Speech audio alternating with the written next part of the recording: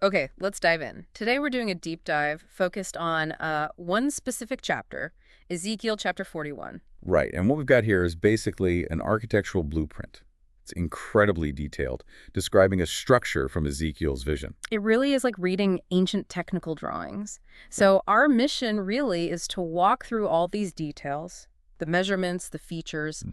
and try to piece together what this place actually looked like, and maybe figure out what really stands out about it. Yeah, see what makes it tick. The vision itself starts with a guide, meticulously measuring everything out for Ezekiel. Exactly. So we're jumping right in with those first measurements, the entrance to the outer sanctuary. The very beginning. Okay, so picture this doorway. The sides, the jambs, 6 cubits wide on each side. Now a cubit, that's roughly elbow to fingertip, right? Maybe 18 inches, half a meter. Something like that, yeah. So 6 cubits, that's like 9 feet. 9 feet of solid jamb on either side. That's thick. Pretty substantial. And the actual entranceway, the opening, is 10 cubits wide. So maybe 15 feet across. Roughly, yeah. Yeah. A wide entrance. And then there are these projecting walls right at the entrance flanking it, 5 cubits wide on each side. About 7.5 feet thick each. So it creates this really strong, defined entry point, almost funneling you in. Exactly. And once you pass through that, you're in the outer sanctuary. Right. And the dimensions for that space: 40 cubits long, 20 cubits wide. So maybe 60 feet long by 30 feet wide. Yeah, around that. It's a good-sized rectangular hall. Definitely sets a grand scale right away. Mm-hmm. And then the text immediately takes us deeper, doesn't it? Through another entrance. Into the inner sanctuary. And this is interesting because the dimensions change here. How so? Well, the jambs for this entrance are narrower, only 2 cubits wide each, so maybe 3 feet. Oh, okay. A definite change from the 6 cubit ones outside. Yeah. And the entrance passage itself is narrower, too, 6 cubits wide, so about 9 feet. Smaller doorways overall. But, and this is curious, the projecting walls at this inner entrance are actually wider than the outer ones, 7 cubits wide each side. Huh. That's over 10 feet thick. So the doorway shrinks, but the walls framing it get thicker. Exactly. It's kind of an inversion of the proportions as you move deeper in. That feels deliberate, like the architecture itself is signaling a shift, moving into a different kind of space, more restricted maybe. Could be. And then the inner sanctuary itself. The measurements are 20 cubits long and 20 cubits wide. Measured across the far end of that outer sanctuary. Right, so roughly 30 feet by 30 feet, a perfect square. And here's the key bit: the text explicitly says, this is the most holy place. Ah, okay. So that transition from the big rectangle to the smaller square, plus the name, it clearly marks a shift in holiness. Yeah. The architecture is guiding your understanding of the sacredness. That makes sense. Okay, so we have the main spaces, outer sanctuary, inner sanctuary, with their specific entrances. What's next in the description? It moves to the walls, right? Yeah, the structure around the main temple building. First, the thickness of the temple wall itself. 6 cubits thick. 9 feet again. That's a seriously thick main wall. Definitely.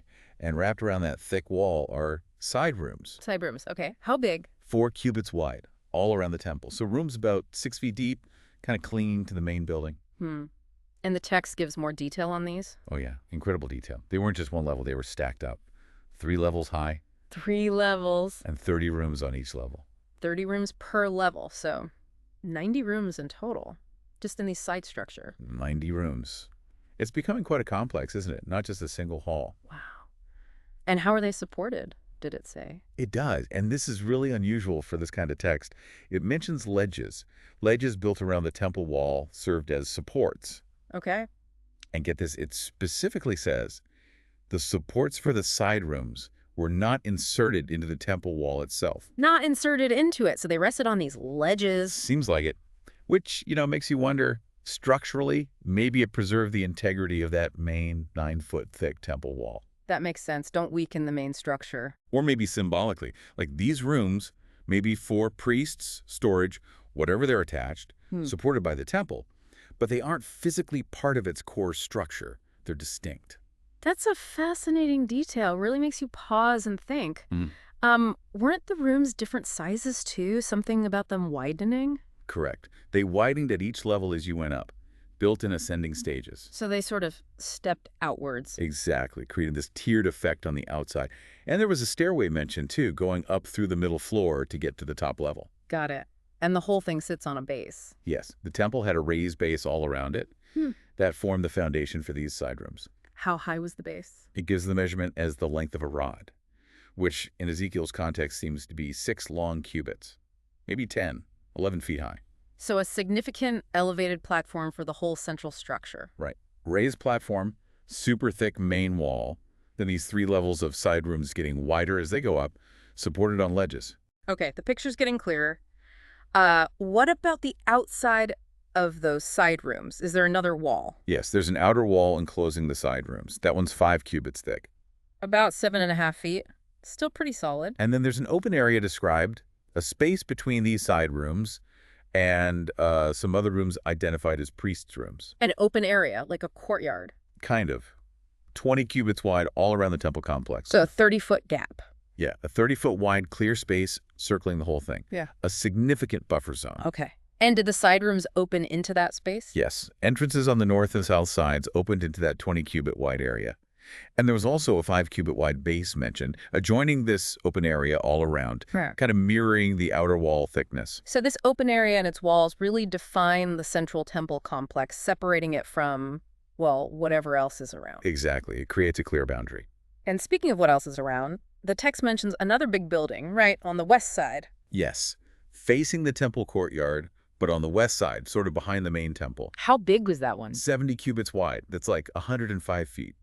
With a 5 cubits thick wall all around it. Yeah, And 90 cubits long. 90 cubits. About 135 feet long. Wow, that's not small either. It's a major structure in its own right. Definitely. So the whole picture is getting much bigger now. You've got the core temple on its platform with side rooms. Yeah. Then the 30-foot open space, and then this large building to the west. Right. And then the text seems to tie it all together with some overall dimensions, trying to give us the scale of the whole footprint. Yeah, it starts connecting the dots on the measurements. Okay, it says the temple building itself, presumably the main structure with the sanctuaries and entrance, was 100 cubits long. About 150 feet. That's the core building length. Yeah. But then, interestingly, it says the temple courtyard plus that building on the west side with its walls, that was also 100 cubits long. Huh. That number again? 100 cubits. It keeps popping up. The width of the temple courtyard on the east side, including the front of the temple, also 100 cubits. Okay, so the main facade faces a courtyard, and that whole width is 100 cubits. Seems like it. And then that building at the back, the western one, including its galleries, it's also measured at 100 cubits long, viewed from the rear courtyard. It's everywhere. 100 cubits long for the temple, 100 cubits long for the temple area, plus the west building, 100 cubits wide at the front, 100 cubits long for the west building. It really feels like this number, 100 cubits, is fundamental to the whole layout. It does. It suggests maybe the whole complex fits within, I don't know, 100 cubit square or rectangle, or at least that this dimension is a key organizing principle. It points to a highly ordered, symmetrical design, not just random buildings. Okay, so that's the structure, the layout, the sheer scale of it. Impressive. But then the source shifts gears, right? It starts talking about the finishes, the decoration. Yes, moving from the bones to the skin, you could say. And it gets really specific about wood. Wood? What about it? It says vast areas were covered with wood. Everything from the entrance threshold inwards. Not just the floor, but the walls too, all the way up to the windows. The walls were wood paneled. Seems so. Walls up to the windows, and even the window frames themselves, both in the outer sanctuary and the innermost holy place and the entrance portico too. Wow. So inside it wouldn't have looked like bare stone at all. Probably not.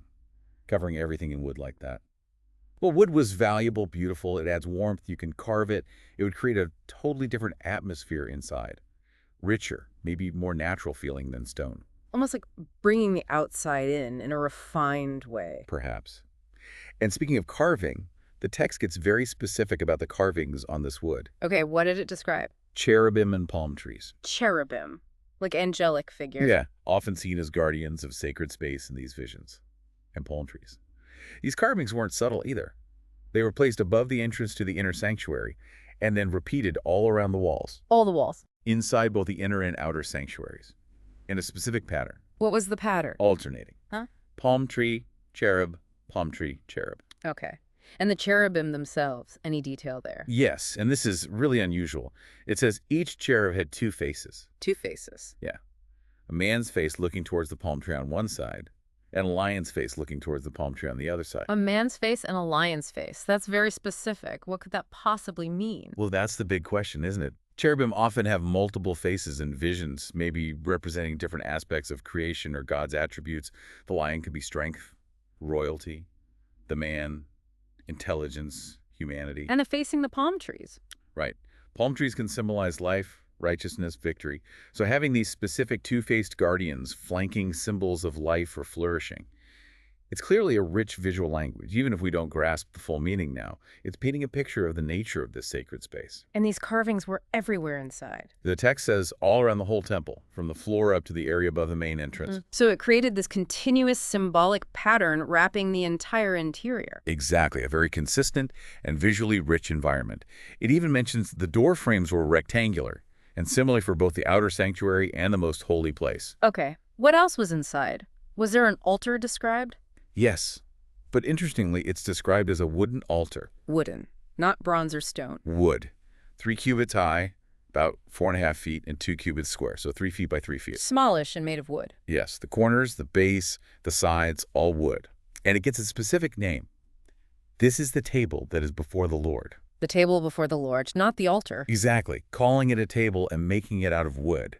It's different from, say, the large bronze altar for burnt offerings you read about elsewhere. It suggests maybe a different function. Like for pork. Maybe the showbread. Yeah. Or other offerings placed before God's presence. It feels more about communion or sustenance, perhaps, than judgment or large-scale sacrifice. And being wood, it connects visually to all the wood paneling. It's part of that interior aesthetic. That's fascinating. The table designation really stands out. What about the doors themselves? Details there, too. Both the outer sanctuary and the most holy place had double doors. Double doors, okay. And each door had 2 hinged leaves, so they could fold or swing open. Like saloon doors, almost? Maybe more like bifold doors, perhaps. Yeah. And guess what was carved on the doors of the outer sanctuary? Let me guess.